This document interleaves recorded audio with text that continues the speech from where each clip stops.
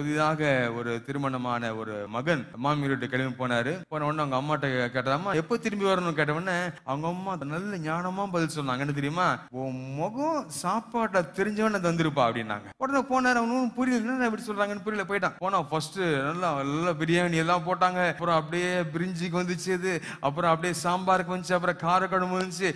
காரக்குழம்பு போட்டதாவது உங்க புரிஞ்சுப்பான்னு பார்த்தாங்க. அவன் தான் புரிஞ்சுக்கவே இல்லை. அதுக்கப்புறம் கடைசியில கஞ்சி போட்டாங்க. அந்த கஞ்சி சாப்பிட்ட உடனே பார்க்கும்போது கஞ்சி மேல தண்ணி நிக்கும்ல, அதுல ஒரு முகம் அப்படியே தெரிஞ்ச உடனே அம்மா என்ன சொன்னாங்க, ஐயோ முகம் தெரிஞ்சவன வந்திருப்பா மகனே அப்படின்னாங்க. பாத்தீங்களா?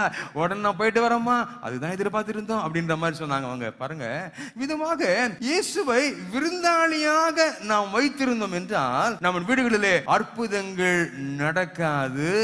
அவருக்கு முடிவெடுத்து காரியங்களை செய்வதற்கு நாம் அதிகாரத்தை கொடுக்க வேண்டியவர்களாக காணப்படும். கர்த்தர் ஆசீர்வதிப்பாராக.